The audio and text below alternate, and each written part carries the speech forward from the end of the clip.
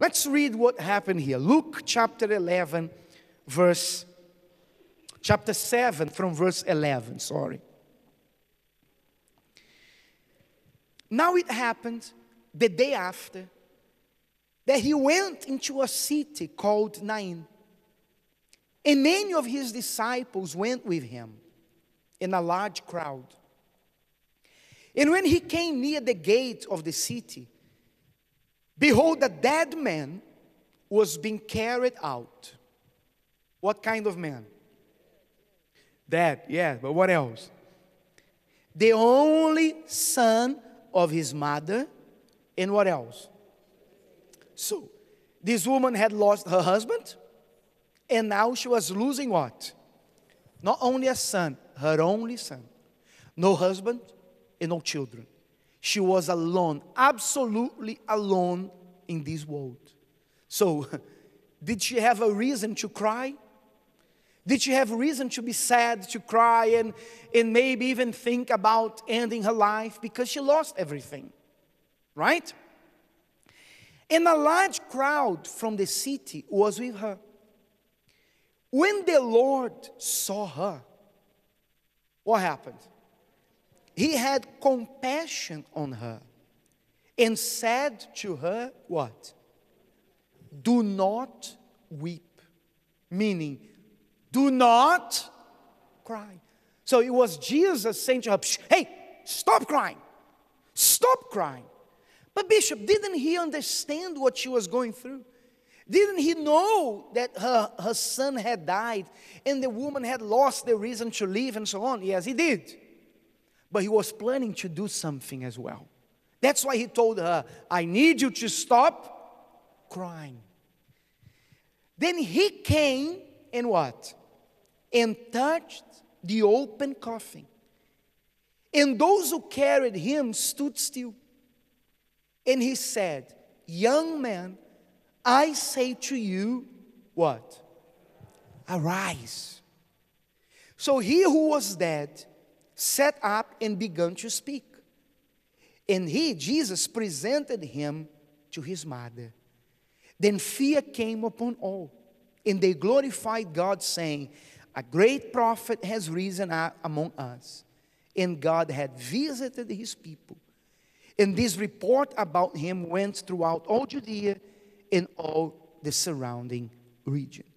Which means Jesus knew that there was no reason for her to continue crying. Why?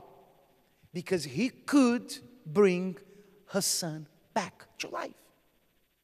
And I'm not saying that you are going to go to the cemetery and you're going to go there to the graveyard of your great-grandfather and touch there. And we're not talking about this now, although it could happen.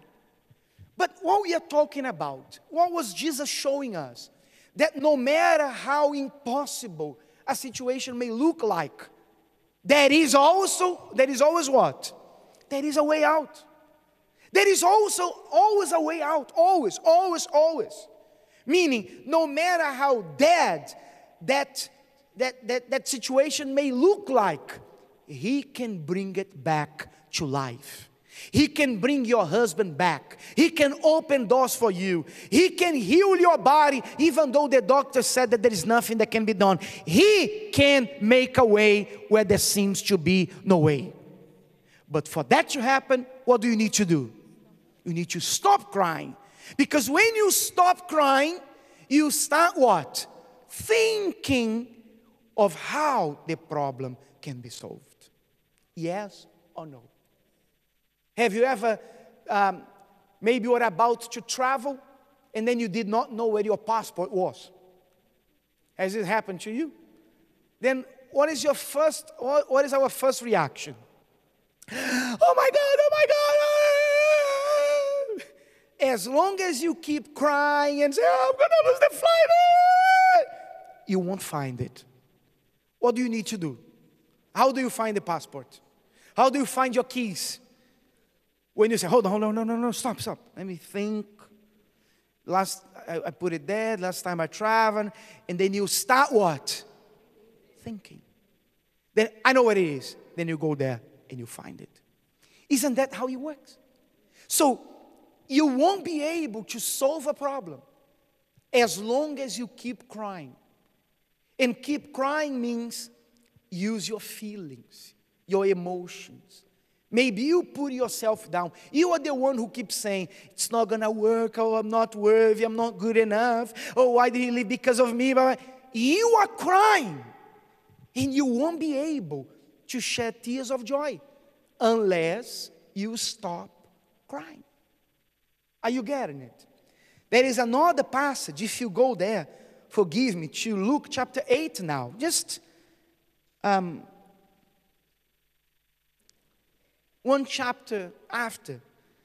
Luke chapter 8 from verse 40. What does it say there?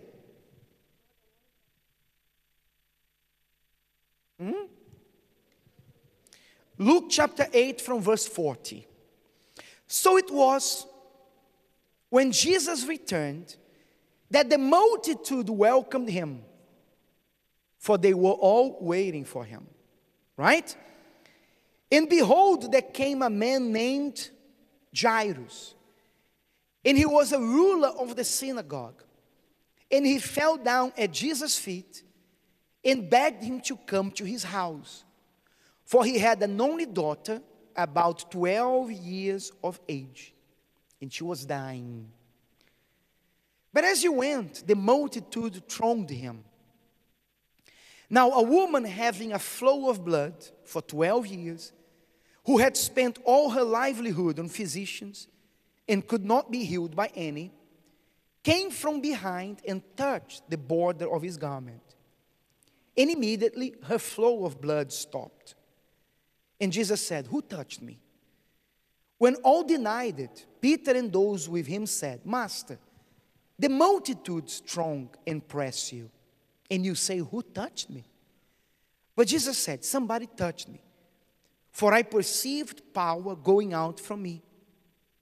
Now when the woman saw that she was not hidden, she came trembling, and falling down before him, she declared to him in the presence of all the people the reason she had touched him, and how she was healed immediately.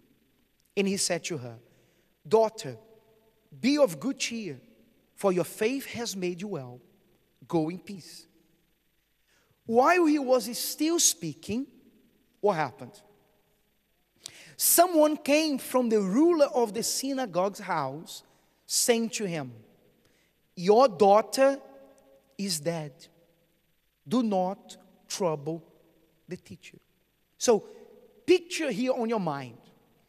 Jairus, the father of that young girl, came to Jesus, asking him for help to go to his house and heal his daughter, who was still sick.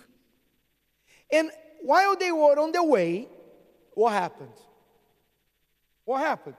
As they were going, what happened? Don't trouble the master. Nah, don't trouble the master. What happened? A woman, there's no woman here available, right? A woman, Bishop James. A woman, they were going there. Jesus said, "Don't worry, I'm gonna heal her." A woman came and what? And touched his garment. Jesus stopped and he started talking to her, which means apparently what happened? He delayed.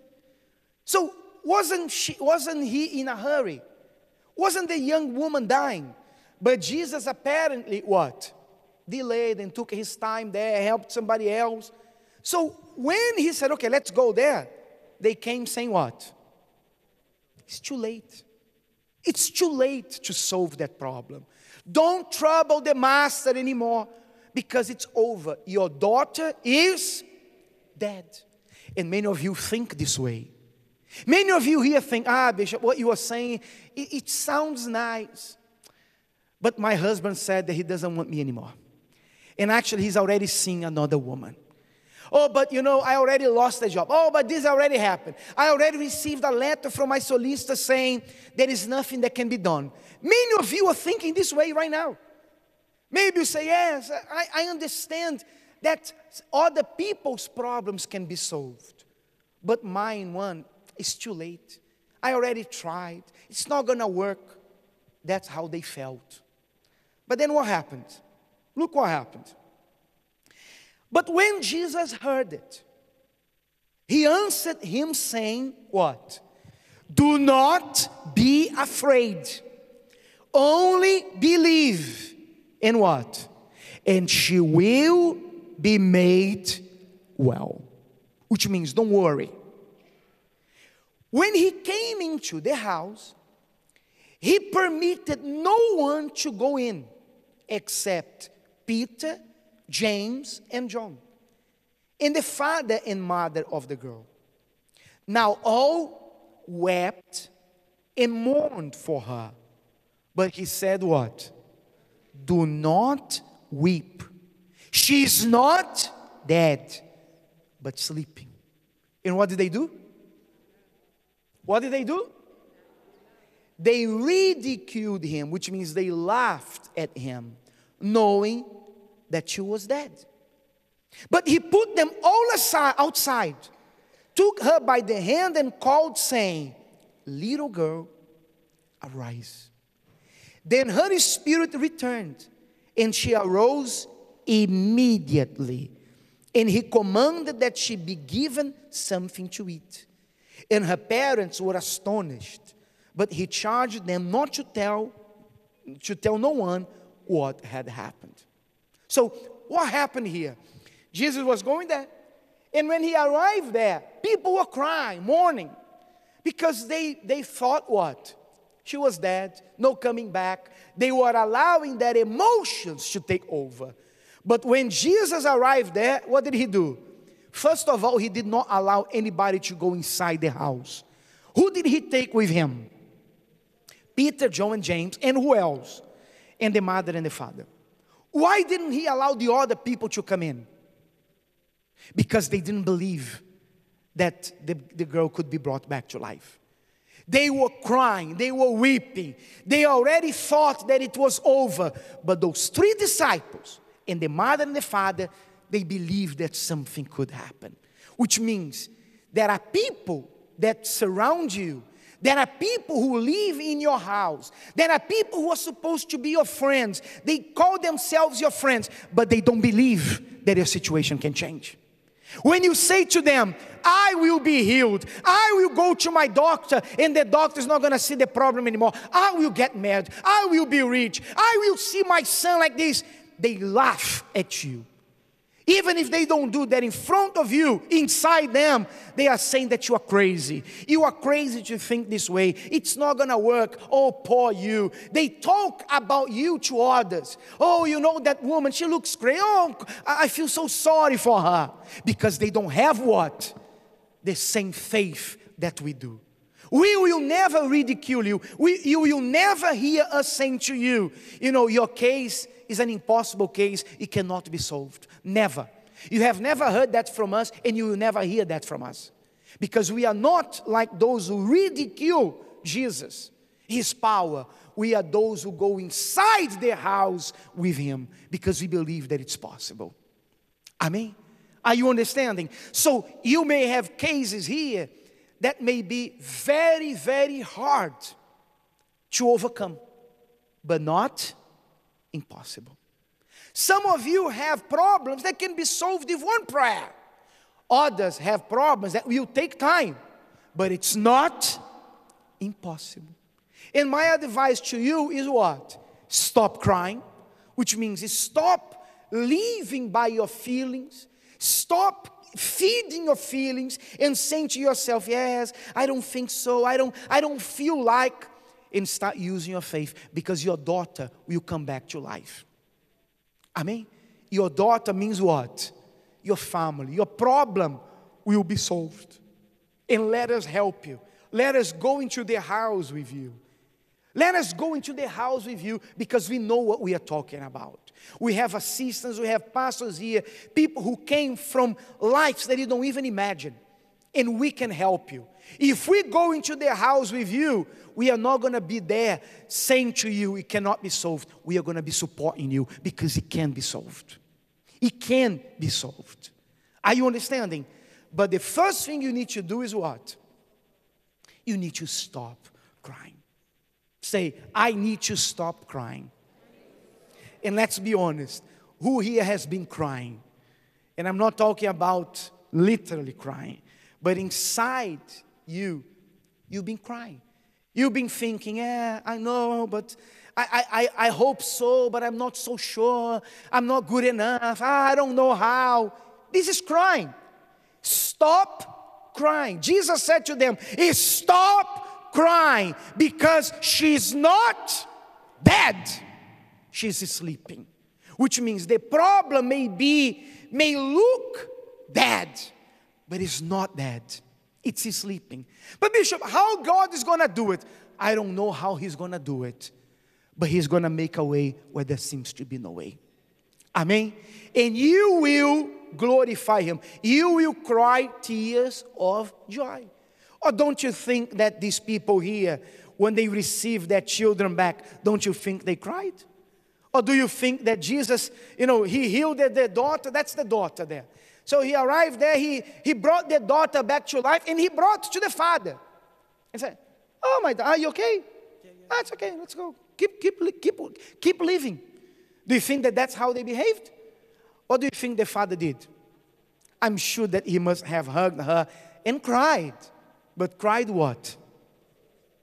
Tears of joy. Amen.